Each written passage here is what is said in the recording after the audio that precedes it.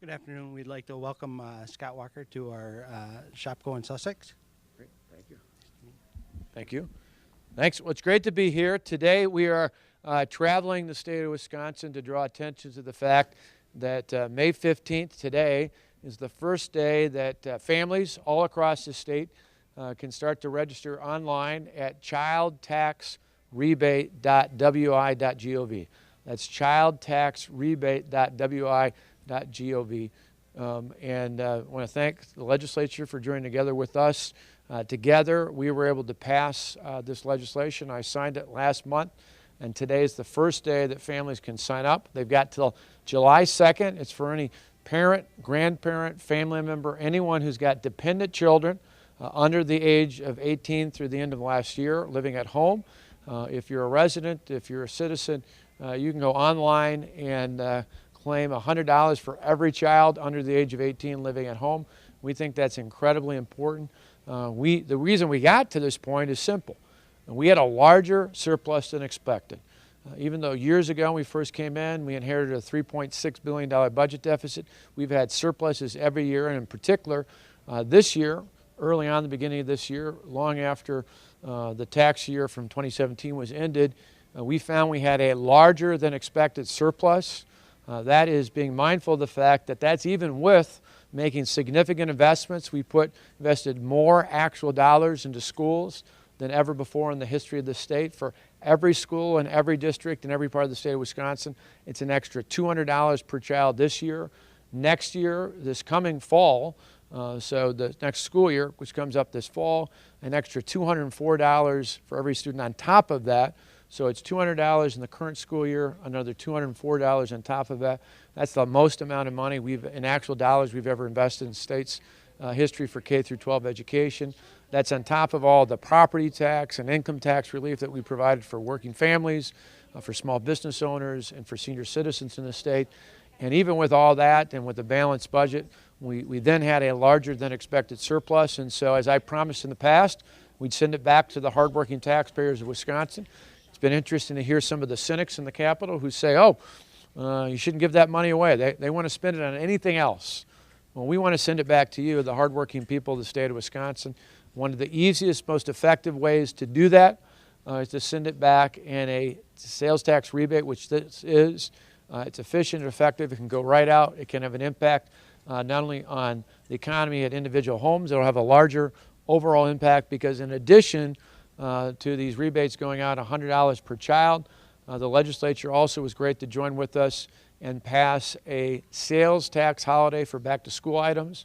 That means from August 1st to August 5th, all back-to-school items, so clothing like we see here, backpacks, school supplies, even computers and computer supplies up to fixed dollar levels, all those things for that first week of August 1st through August 5th will be completely sales tax free. And so we're giving a sales tax holiday. We know that for a lot of families, I mean, the only big complaint I got was from my wife who said, why didn't you do this before our kids left school? But we know in our household, just like my brother and my sister-in-law who have two daughters, my nieces who live in Waukesha, who are in 5th and 8th grade, for them to buy back-to-school clothes and supplies and everything else that's part of that, for any family in the state, like them or anyone else, it's always a challenge for parents and grandparents when kids head back to school. This will give a little bit of a boost for people who go online starting today through July 2nd. The law specifies it has to be there before the start of school. We believe for those signing up here initially at the early stages, we'll get it back rapidly.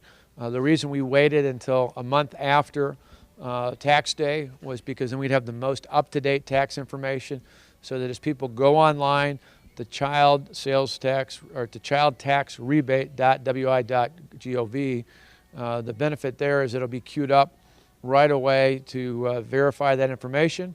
Once it's verified, people can choose either to have it electronically deposited, which I think most people probably will do, or we'll send out a check. Either way, it's a huge benefit out there. And again, this is at a time where we have a larger than expected surplus. We have a rainy day fund that's 168 times bigger than we took office. We made historic investments in the schools. We reduced the overall tax burden at the end of this budget by $8 billion. And now when we have a larger than expected surplus, we're sending it back to you, the hardworking people of the state of Wisconsin. So We're thrilled to be by today. Appreciate Shopko hosting us here. Part of the reason why we're stopping at retail locations here and over the next couple of days throughout this week is to highlight the fact that we hope people will take that $100 per child, and we hope they'll target particularly that first week of August, and we hope that they'll spend it at stores that have physical structures here in the state of Wisconsin. We think that's really important for companies like Shopko and others that are physically located here in the state of Wisconsin that put good people to work from the neighborhoods around the stores we're at.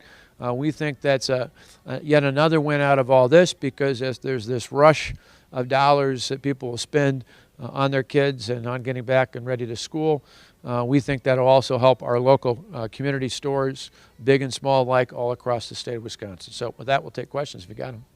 Governor, you talked about the cynics or critics. Yeah. Who say, look, it's more than just coincidence that this one-time rebate is happening right in advance of what you have already said is going to be your toughest reelection. Yeah. Talk about just the criticism that this is a reelection year stuff.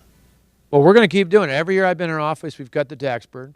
So I don't think anyone can say that's a stunt. If you look at your property taxes and your income taxes, on average in this state, the average taxpayer will see lower property taxes and lower income taxes at the end of this year compared to they were at the end of 2018 before I took office. On top of that, I just looked at what they did at the federal level, which is good. The typical family in this state, typical tax-paying family in this state, 2 parents working at home, 2 kids living at home, that family will save $2,508, which is great. But I think one of the mistakes that they made was they waited till next tax year for that to go into effect. What we did together with the legislature is say, hey, we've got the surplus now. Let's send it back now. Let's get it in the hands of people so we don't have to wait a year for it to continue to have a positive impact on the economy. For us, it was simple. The timing we were worried about was getting in people's hands before kids went back to school. If it was political, we'd have it come the week before the election. In this case, it's about schools. It's about kids going back to school and families having the resources. For us, this is one of the easiest, quickest ways to do that. And just one other thing I should add. Let's just be honest here. State Democrats, you fill in the blank. They're opposed to whatever I'm for. But if you go ask everyday citizens across the state, do you think it's a good idea when the state has a bigger than expected surplus to send it back so that families have some extra money to spend on their kids before they go back to school, to help with parents and grandparents offset that? I think regardless of party, not elected officials, but regardless of party by the voters, they'd say that's a pretty good deal. Do you know how many families this could actually help? Yeah, in total it's about just over 670,000 households. We believe there's just over 1.2 million children that potentially are eligible. So it's a lot of households, most of whom will be for parents. But when I used line item veto, I made it clear that it was not just for parents, it was for grandparents and other family members, so that if a grandparent, and I just, last stop I was at up in the Green Bay area, one of the employees at the store I was at actually came up to me, got a little verklempt afterwards, got a little teary-eyed, but she has kids of her own, and she just was in a difficult situation where she took custody of one of her grandchildren. And she was very appreciative of the fact that for their situation, they'd be eligible for that. She said, I didn't take this on. I already paid for my kids before and all this. I didn't ask for this. I didn't plan for this. But it was, loved her grandchild so much, she wanted to make sure that grandchild wasn't in a system, but rather was with her. So for grandparents and for maybe an aunt or uncle or some other family member, the vast majority, though, will be parents. But it does apply to anyone else who's got dependent children at home. All right. Did you consider at all using the money for more toward education or transportation funding or any other means? For us, we looked at education, and we put more actual dollars than ever before in the history of the state of Wisconsin. A sizable increase. We put more on top of that, and we just put again, the legislature helped us out with $100 million more for school safety on top of that. One of the biggest amounts of any state in the country.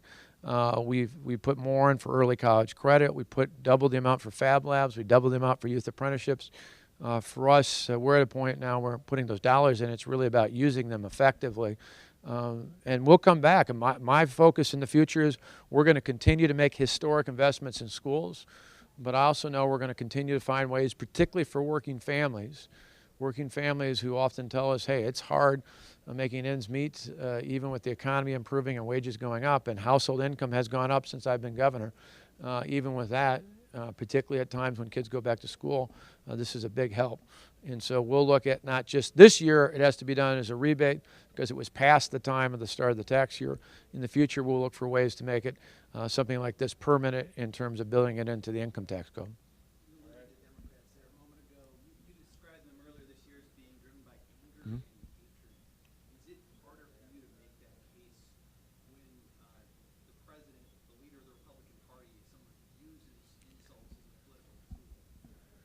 Well, I think no matter what party you are, at least here in the state of Wisconsin, now Washington is different than Wisconsin. In Wisconsin, I think we have a certain expectation.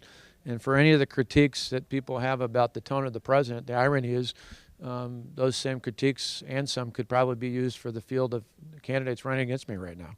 I mean, again, I even see some of the most mild-mannered office holders I've seen in the past are out calling me a moron and an idiot. Now, I'm a big boy. I've heard worse than that in the protest.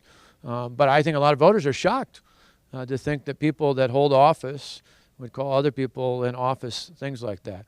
I just don't, Washington is a whole different place, but I think the contrast is if people don't like what's happening in Washington with anybody, Democrat, Republican alike, if they don't like the tone there, we're the cure to that. In Wisconsin, we get things done.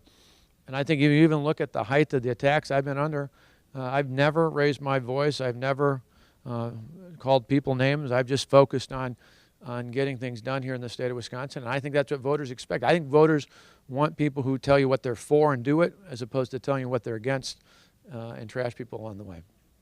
Another topic, last one, potential Democratic politics, Elder Boys was in Mount Pleasant last week, criticizing the way that holdout landowners are being treated, and that you should have found a better process for that.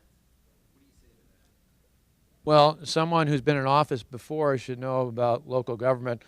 That's not the process of the state. The state doesn't have any control over that. That's the process they use at the local level, and the local level is taking steps like they would with anybody, whether it was that or any other employer. I think the reality is she, like all the other candidates, have decided that anything related to 13,000 good-paying family-supporting jobs is something, as a knee-jerk reaction, they've got to be against. You've seen even a couple of the other candidates who originally were for it or against it. Again, that's because their electorate is overwhelmingly tell them there can be no compromise, there can be no agreement. It's all got to be, everything's got to be against the other side. And I think people are sick of that in Washington, and they certainly don't want it here in Wisconsin. Thank you, everybody. Okay. Thanks.